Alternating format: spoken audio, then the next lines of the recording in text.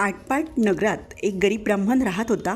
भाद्रपद महिना आला, घरोघरी गौरी आल्या. मुले आईला म्हणाली, आपल्या घरी गौरी आण. आई म्हणाली, गौरीची पूजा अर्चा केली पाहिजे, तिला घावन घातल्याचा नैवेद्य दाखवला पाहिजे. घरात तर काही नाही, तुम्ही बाबाजवळ जाऊन सामान आणायला सांगा. सामान आणलं म्हणजे गौरी आणीन. मुलांनी बाबांना सांगितलं. गरिबीमुळे मुलांचा हट्ट पुरवता येत नाही म्हणून ब्राह्मण अतिशय दुःखी कष्टी झाला आणि जीव द्यायला निघाला. देवाचा धावा केला, अर्ध्या वाटेवर गेला. इतक्यात संध्याकाळ झाली. जवळच एक म्हातारी सवाशीण भेटली. तिनं त्याची विचारपूस केली. ब्राह्मणानं हकीकत सांगितली. म्हातारीने त्याला सांगितलं, मनुष्य देह हा त्यागण्यासाठी नाही तर त्याचं सार्थक करावं. ब्राह्मणानं म्हातारीला घरी आणलं.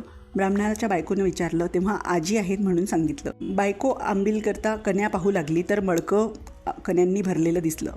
तिला आश्चर्य वाटलं. तिनं नवऱ्याला सांगितलं. त्याला खूप आनंद झाला. पुष्कळ पेच केली. सर्वांनी पोटभर खाल्ली. आनंदानं झोपी गेली. सकाळ होताच म्हातारीनं ब्राह्मणास हाक मारली, मुला मला नाऊ घालायला सांग. घावन घातल्याचं नैवेद्य कर.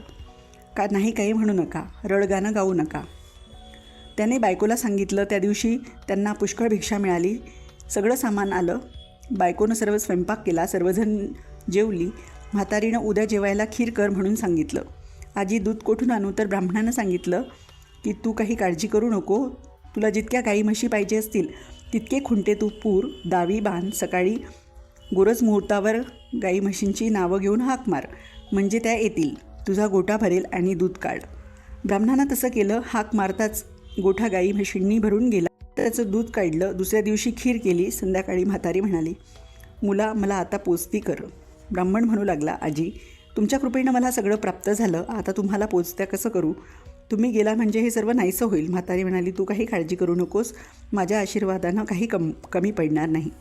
ज्येष्ठा गौरी म्हणतात ती मीच. आज मला पोचती कर. ब्राह्मण म्हणाला, हे दिलेलं असंच वाढावं असा काही उपाय सांगा. गौरीने सांगितलं, तुला येताना वाळू देईल ती साऱ्या घरभर टाक, गोठ्यात टाक. तसं केलं म्हणजे कधी कमी होणार नाही.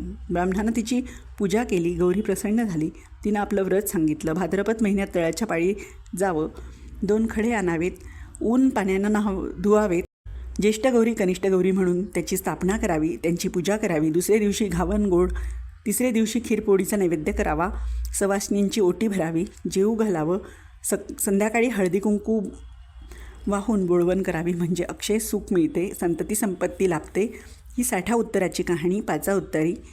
देवाच्या दारी, गाईच्या गोठी, पिंपळाच्या पारी, सुफळ संपूर्ण.